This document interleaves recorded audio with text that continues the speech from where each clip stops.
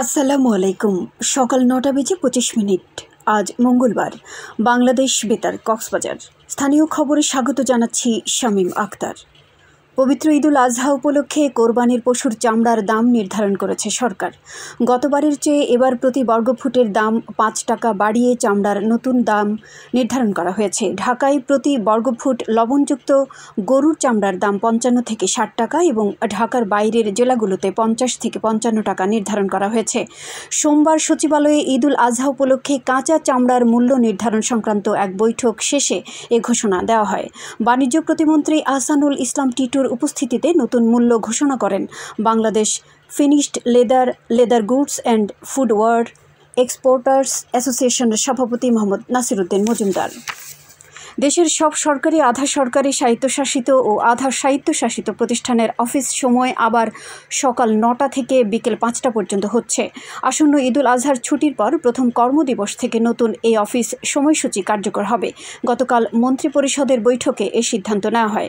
প্রধানমন্ত্রীর কার্যালয়ে অনুষ্ঠিত মন্ত্রিসভার বৈঠকে সভাপতিত্ব করেন প্রধানমন্ত্রী শেখ হাসিনা। পরে সচিবালয়ে সংবাদ সম্মেলন করে বৈঠকের সিদ্ধান্ত জানান মন্ত্রিপরিষদ সচিব মোহাম্মদ মাহবুব হোসেন। বাংলাদেশের স্বাভাবিক সময়ে অফিস চলত সকাল ৯টা থেকে বিকেল ৫টা পর্যন্ত, কিন্তু বিদ্যুৎ ও জ্বালানি সাশ্রয়ের জন্য ২০২২ সালের ১৫ই নভেম্বর থেকে সরকারি, আধা সরকারি, স্বায়ত্তশাসিত ও আধা স্বায়ত্তশাসিত প্রতিষ্ঠানের অফিস সময় সকাল ৯টা থেকে বিকেল ৪টা পর্যন্ত করা হয়। এখন আবার আগের সময়ে ফিরছে অফিস সময়। উখিয়ার থাইংখালী উচ্চ বিদ্যালয়ে শেখ রাসেল ডিজিটাল ল্যাব স্থাপন ও মাল্টিমিডিয়া ক্লাসরুমে পাঠদান বিষয়ক এক মতবিনিময় সভা অনুষ্ঠিত হয়েছে। গতকাল অনুষ্ঠিত সভায় প্রধান অতিথি ছিলেন উপজেলা নির্বাহী কর্মকর্তা তানভীর হোসেন। বিদ্যালয়ের প্রধান শিক্ষক আব্দুর রহিম হেলালির সভাপতিত্বে এতে উপজেলা একাডেমিক সুপারভাইজার বদরুল আলম সহ বিদ্যালয় ম্যানেজিং কমিটির সদস্য সহ অন্যান্যরা উপস্থিত ছিলেন। সভায় বক্তারা আধুনিক প্রযুক্তি ব্যবহারের মাধ্যমে নতুন নতুন জ্ঞান আহরণ করে শিক্ষার্থীদেরকে সুনাগরিক হিসেবে গড়ে তোলার উপর গুরুত্ব আরোপ করা হয়। পরে উপজেলা নির্বাহী কর্মকর্তা মাল্টিমিডিয়া ক্লাসরুম ও কম্পিউটার ল্যাব পরিদর্শন করেন। সামুদ্রিক ইলিশের বাধাহীন প্রজনন ও সংরক্ষণের লক্ষ্যে সাগরে মাছ ধরায় ৬৫ দিনের নিষেধাজ্ঞা চলছে, কিন্তু মহেশখালী উপকূলের অনেক জেলেই মানছেন না এই নিষেধাজ্ঞা।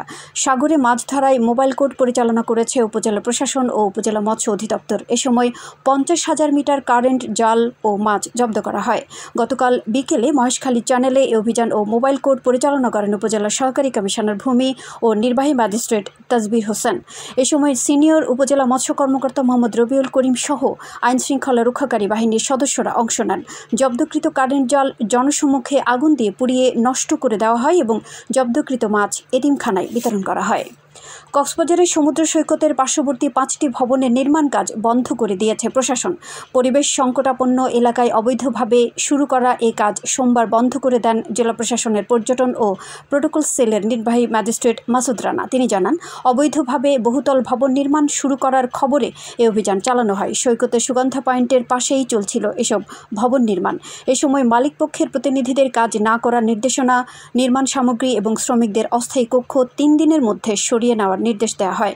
অভিযানে পরিবেশ অধিদপ্তর ও ভূমি অফিসের কর্মকর্তা সহ আইনশৃঙ্খলা রক্ষাকারী বাহিনীর সদস্যরা উপস্থিত ছিলেন। আবহাওয়া এখন জানিয়ে দিচ্ছি বাঁকখালী নদীর মোহনা ও সংলগ্ন এলাকার সামুদ্রিক ঝড় ভাটার সময়সূচি। আজ ভাটা শুরু হয়েছে সকাল 8টা 48 মিনিটে, চলবে বিকেল 3টা 21 মিনিট পর্যন্ত। সবশেষে পর্যটক বার্তা। পর্যটন নগরী কক্সবাজারে আগত ভ্রমণ পিয়াসুদের সাগরে নামার পূর্বে সাবধানতা অবলম্বন করার জন্য অনুরোধ করা হচ্ছে। যারা সাঁতারে দক্ষ নন তাদের পানিতে বেশি দূর যাওয়া উচিত নয়। ভাটার সময়ে স্রোতের সাগরমুখী টান প্রবল হওয়ায় সাগরের গভীরে ভেসে যাওয়া এমনকি প্রাণহানির আশঙ্কা থাকে। সেই সাথে পর্যটকদের স্বাস্থ্যবিধি মেনে চলার পরামর্শ দেওয়া হচ্ছে। খবর শেষ হলো। আমাদের পরবর্তী খবর প্রচারিত হবে আজ দুপুর 2টা বেজে 55 মিনিটে।